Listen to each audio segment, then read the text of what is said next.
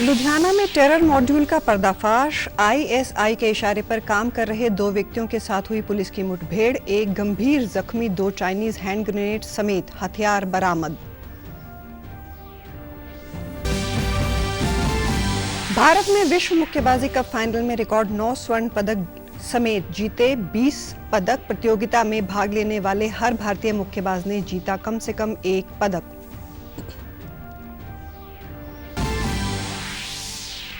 और श्री गुरु तेग बहादुर जी की शहीदी शताब्दी पर संगतों की सुविधा के लिए रेल मंत्रालय का बड़ा फैसला। 22 से 25 नवंबर तक श्री अनंतपुर साहिब के लिए चलेंगी विशेष रेलगाड़ियां।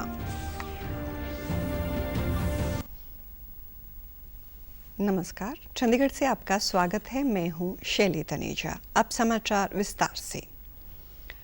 प्रधानमंत्री नरेंद्र मोदी G20 शिखर सम्मेलन में शामिल होने के लिए दक्षिण अफ्रीका के जोहानसबर्ग के लिए रवाना हो गए हैं। ये ग्लोबल साउथ में आयोजित होने वाला लगातार चौथा G20 शिखर सम्मेलन होगा। शिखर सम्मेलन में प्रधानमंत्री G20 एजेंडे पर भारत का दृष्टिकोण प्रस्तुत करेंगे। G20 शिखर सम्मेलन के दौरान इंफ्रास्ट्रक्चर, महिला नेतृत्व, विकास और SDGs के क्रियान्वयन पर चर्चा केंद्रित होगी। पीएम इस दौरान भारत, ब्राजील, दक्षिण अफ्रीका की बैठक में भी हिस्सा लेंगे। पंजाब के लुधियाना में पुलिस एनकाउंटर में बब्बर खालसा इंटरनेशनल यानी BKI से जुड़े टेरर मॉड्यूल गैंग के 2 संदिग्ध सदस्य गंभीर रूप से घायल हो गए। मुठभेड़ दिल्ली अमृतसर हाईवे पर लाडोवाल टोल प्लाजा के पास हुई। पुलिस ने घायल संदिग्ध आतंकवादियों को अस्पताल में भर्ती करवाया है। उनके पास 2 चाइनीज हैंड ग्रेनेड, 5 पिस्टल और 50 कारतूस बरामद हुए हैं। सूत्रों के अनुसार BKI से जुड़े ये संदिग्ध आतंकी ISI के निर्देशों पर काम कर रहे थे। पाकिस्तान बेस्ड ISI ਇਹ हैंडल कर रही ਸੀ। ਇਹਨਾਂ ਦਾ ਜਿਹੜਾ ਹੈਂਡਲਰ ਸੀਗਾ ਉਹ ਪਾਕਿਸਤਾਨ ਤੇ ਬਹਿ ਕੇ ਵੱਖ-ਵੱਖ ਜਗ੍ਹਾ ਫੋਨ ਕਰਦਾ ਸੀਗਾ ਤੇ ਅਲੱਗ-ਅਲੱਗ ਐਲੀਮੈਂਟਸ ਨੂੰ ਟੱਚ ਕਰਦਾ ਸੀ। ਇਸ ਇਨਫੋਰਮੇਸ਼ਨ ਤੇ ਪਹਿਲਾਂ ਹੀ 3 लोग ਆਪਾਂ ਅਰੈਸਟ ਕਰ ਚੁੱਕੇ हैं। एक बिहार ਤੋਂ, एक हरियाणा ਤੋਂ ਤੇ एक पंजाब ਤੋਂ, ਲੁਧਿਆਣਾ ਤੋਂ। इन ਦੋਨਾਂ ਨੂੰ ਟਾਸਕਿੰਗ ਦਿੱਤੀ ਸੀਗੀ ਕਿ ਪਾਰਟਿਕੂਲਰ ਸਪੌਟ ਤੇ ਗ੍ਰੇਨੇਡ ਪਏ ਹਨ ਜੀ। ਪਾਰਟਿਕੂਲਰ ਸਪੌਟ ਤੇ ਗ੍ਰੇਨੇਡਸ ਦਾ ਐਕਸਚੇਂਜ ਹੋਊਗਾ ਤੇ ਤੁਸੀਂ ਗ੍ਰੇਨੇਡ ਲੈ ਕੇ ਡੈਜ਼ਿਗਨੇਟਿਡ ਪਲੇਸ ਤੇ ਸੁੱਟਨੇ। हरियाणा के फरीदाबाद में पुलिस ने अल फलाह यूनिवर्सिटी की सरगर्मियों की जांच के लिए एक विशेष जांच टीम बनाई है। ये कार्रवाई लाल किला धमाके मामले में यूनिवर्सिटी के साथ जुड़े कई डॉक्टरों की गिरफ्तारी के बाद की गई है। विशेष जांच टीम जिसमें 2 सहायक पुलिस कमिश्नर, 1 इंस्पेक्टर और 2 सब इंस्पेक्टर शामिल हैं, यूनिवर्सिटी की सरगर्मियों के बारे में एक विस्तृत रिपोर्ट तैयार कर रही है। फरीदाबाद के पुलिस कमिश्नर सत्येंद्र कुमार गुप्ता ने विशेष जांच टीम को इस बातचीत की जांच करने के निर्देश दिए हैं कि यूनिवर्सिटी आतंकवाद का केंद्र कैसे बनी। विशेष जांच टीम के सदस्यों को आतंकी मॉड्यूल की फंडिंग और विस्फोटकों के स्रोत के बारे में पूरी जानकारी इकट्ठे करने के लिए कहा गया है। आतंकवादी मॉड्यूल में स्थानीय गांववासियों की भूमिका के बारे में भी एक रिपोर्ट तैयार की जा रही है। इससे पहले कल ब्लास्ट मामले में गिरफ्तार 4 आरोपियों doctor Muzammil, doctor Shaheen Sayyed, doctor Adil Ahmad और मौलवी इरफान को NIA ने 10 दिन की हिरासत में लिया है। तरनतारन विधानसभा क्षेत्र से उपचुनाव जीतने वाले आम आदमी पार्टी के नवनिर्वाचित विधायक हरमीत सिंह संधू को कल पंजाब विधानसभा के स्पीकर कुलतार सिंह संधवा ने पद और गोपनीयता की शपथ दिलाई। हरमीत सिंह संधू चौथी बार विधायक बने हैं। इस क्षेत्र की उपचुनाव के लिए 11 नवंबर को वोट डाले गए थे और 14 नवंबर को वोटों की गिनती के साथ ही परिणाम घोषित किया गया था। इस मौके पर विधायक संधू ने कहा कि वे अपने क्षेत्र की जनता की उम्मीदों पर खरा उतरने का प्रयास करेंगे और उनकी समस्याओं का समाधान पहल के आधार पर कराएंगे।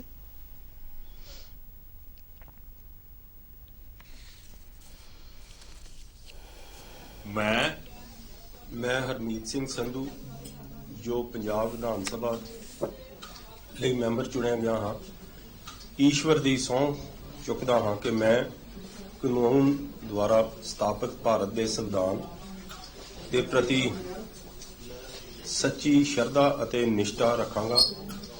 ਮੈਂ ਭਾਰਤ ਦੀ ਪ੍ਰਭੁਤਾ ਅਤੇ ਅਖੰਡਤਾ ਨੂੰ ਬਰਕਰਾਰ ਰੱਖਾਂਗਾ ਅਤੇ ਜਿਸ ਕਰਤੱਵ ਨੂੰ ਮੈਂ ਸੰਭਾਲਣ ਵਾਲਾ ਹਾਂ ਉਸ ਦੀ ਵਫਾਦਾਰੀ ਨਾਲ ਨਿਭਾਵਾਂਗਾ। भारतीय रेलवे ने 9वीं पातशाही श्री गुरु तेग बहादुर जी के शहीदी दिवस को समर्पित विशेष रेल सेवा संचालन का ऐलान किया है। केंद्रीय रेल राज्य मंत्री रवनीत सिंह बिट्टू ने नई दिल्ली में यह जानकारी दी। उन्होंने कहा कि भारतीय रेलवे गुरु जी की धार्मिक आजादी, सच्चाई और मानवीय इज्जत के लिए दी गई विश्लेषण कुर्बानी का सम्मान करते हुए श्री अनंतपुर साहिब जाने वाले श्रद्धालुओं को सुरक्षित और आरामदायक यात्रा का प्रबंध करने के लिए वचनबद्ध है। उन्होंने कहा कि तीर्थ यात्रियों की भीड़ को देखते हुए भी रेलवे 22 नवंबर से एक विशेष रेल सेवा श्री पटना साहिब से और दूसरी पुरानी दिल्ली से चलाएगी।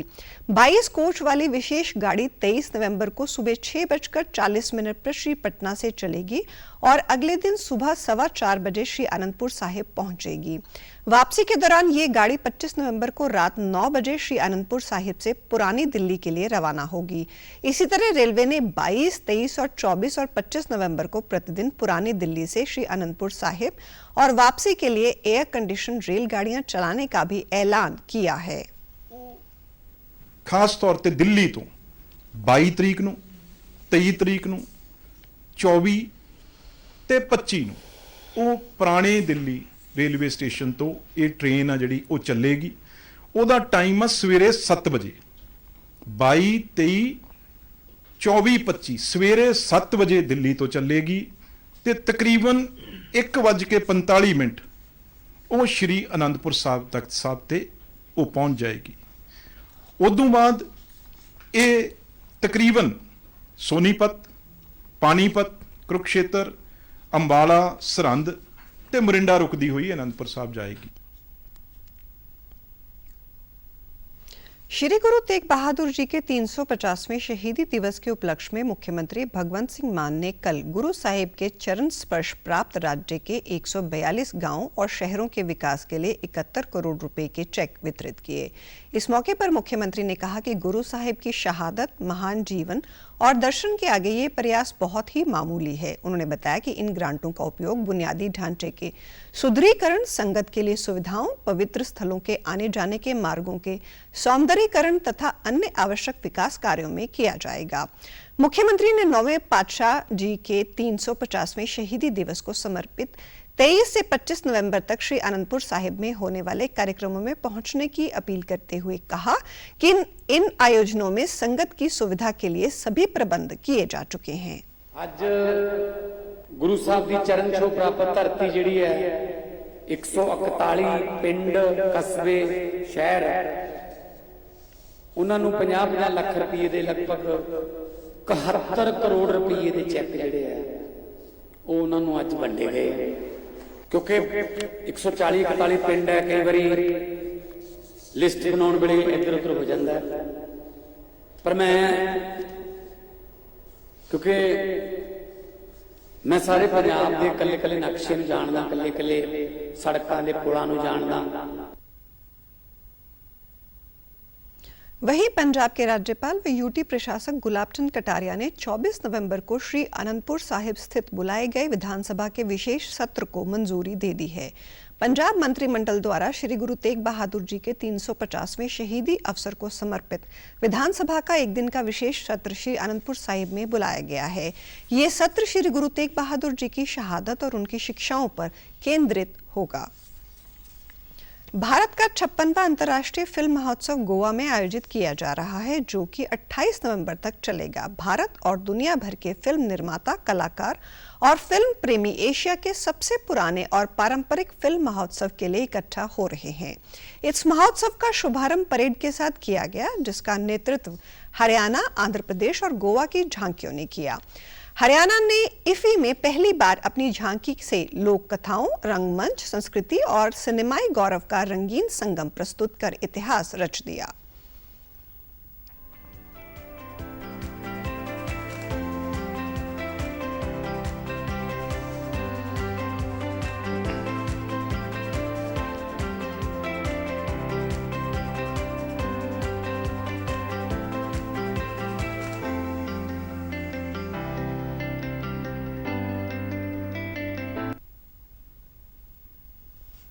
ये महोत्सव कला, सिनेमा व सांस्कृतिक आदान प्रदान के साथ नई प्रतिभाओं के लिए प्रमुख प्लेटफॉर्म है। इस साल एडिशन में भारत और विदेशों से समकालीन और क्लासिकल फिल्मों की स्क्रीनिंग, मास्टर कक्षाओं और विशेष कार्यक्रमों की श्रेणी शामिल है। समारोह में सूचना एवं प्रसारण राज्य मंत्री डॉक्टर एल मुरुगन, गोवा के मुख्यमंत्री प्रमोद सावंत, सूचना एवं प्रसारण मंत्रालय के सचिव संजय जाजू, फेस्टिवल डायरेक्टर शेखर कपूर समेत कई शख्सियतों ने शिरकत की। इस मौके पर डॉक्टर एल मुरुगन ने कहा कि फेस्टिवल वेव रचनात्मक सामग्री और सभ्याचार के स्तंभों को और मजबूत कर रहे हैं। For the vision of our Honorable Prime Minister Sri Narendra Modi ji for a strong and dynamic creative industry. This year in May 2025, the ministry organized, inspired by our Honorable Prime Minister and led by our Honorable Minister Sri Ashwin Vaishnav ji,